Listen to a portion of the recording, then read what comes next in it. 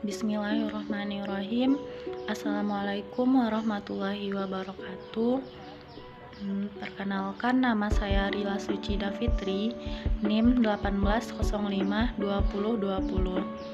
Baiklah, di sini saya akan menjelaskan sedikit mengenai buku yang berjudul Hoaks dan Media Sosial. Baiklah, langsung saja saya memaparkan materi mengenai hoaks, yang mana di dalam masyarakat kata hoaks ini tidak asing lagi.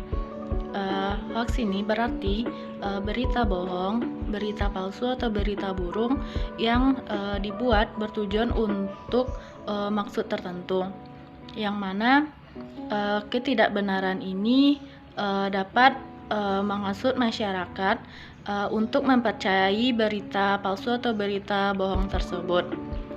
Baiklah, di era internet ini kita bebas menyampaikan pendapat atau opini baik melalui lisan, media cetak maupun media online, yang mana hoaks ini berkaitan dengan media sosial, yang mana media sosial ini tidak sedikit lagi dari anak-anak yang tidak menggunakannya.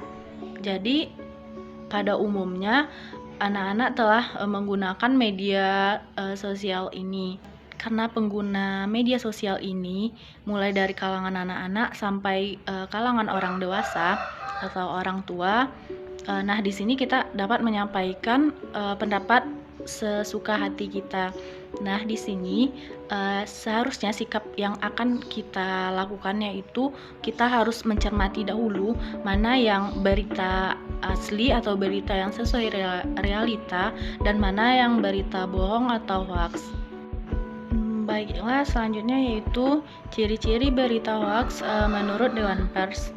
Yang pertama yaitu menyebabkan kecemasan, perselisihan, dan permusuhan. Memang benar, berita hoaks ini adalah berita bohong.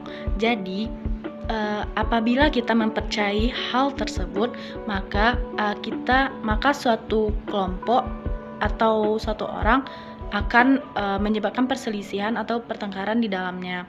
Yang mana misalnya kita mengagumi atau salut akan public figure, salah satu public figure, karena berita yang beredar di media sosial, misalnya di Instagram, yang menyudutkan public figure tersebut, maka jadinya kita akan berkurang respect kita. Nah, di sana kita seharusnya bisa membedakan mana berita hoaks dan mana berita asli. Nah, ciri-ciri yang kedua yaitu berita tersebut tidak jelas. Memang benar, jika berita tidak jelas, sebaiknya kita lebih lagi mencermati mana berita bohong atau berita hoaks tersebut dan mana berita yang aslinya. Yang benar, berita hoaks ini tidak jelas dari mana sumbernya dan tidak terimbangkan.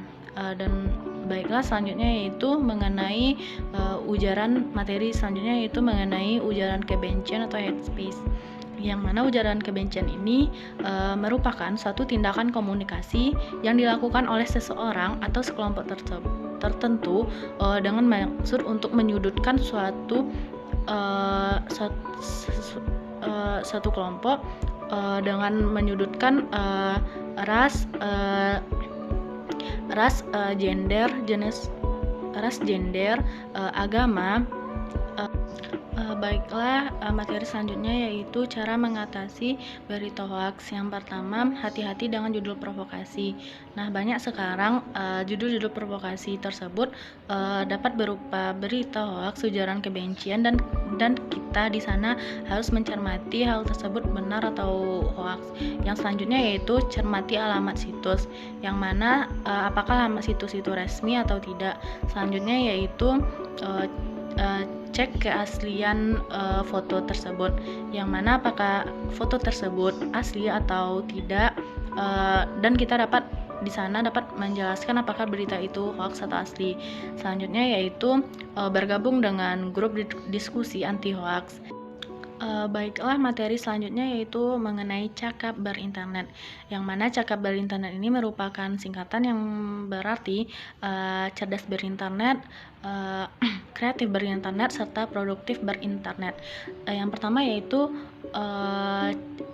cerdas berinternet, yang mana cerdas berinternet ini salah satu cara yang dilakukan untuk kita dapat menangkal berita hoax. Selanjutnya yaitu kreatif berinternet, yang merupakan salah satu cara untuk kita dapat menambah wawasan kita dalam berinternet. Misalnya kita dapat menggunakan aplikasi-aplikasi dalam internet tersebut, dalam media sosial, misalnya aplikasi-aplikasi seperti Shopee, atau yang kita gunakan untuk media pembelajaran seperti Google Scholar dan lain sebagainya. Selanjutnya yaitu mengenai produktif berinternet. Produktif berinternet ini cara yang digunakan untuk mengantisipasi kita dari berita hoax atau berita bohong. Nah, seharusnya kita sebagai pengguna media sosial seharusnya kita pandai dalam mengatasi berita-berita bohong yang terjadi di media sosial ini. Nah, kita juga tahu kan bagaimana internet atau media sosial ini ada undang-undang yang mengaturnya, itu Undang-Undang ADA, yang mana Undang-Undang Nomor 19 Tahun 2016, yang mana perubahan atas Undang-Undang Nomor 11 Tahun 1982 yang mengenai hoax dan media sosial.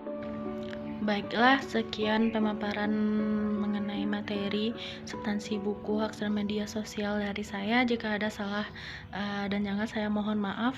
Wabillahi taufiq wal hidayah. Assalamualaikum warahmatullahi wabarakatuh.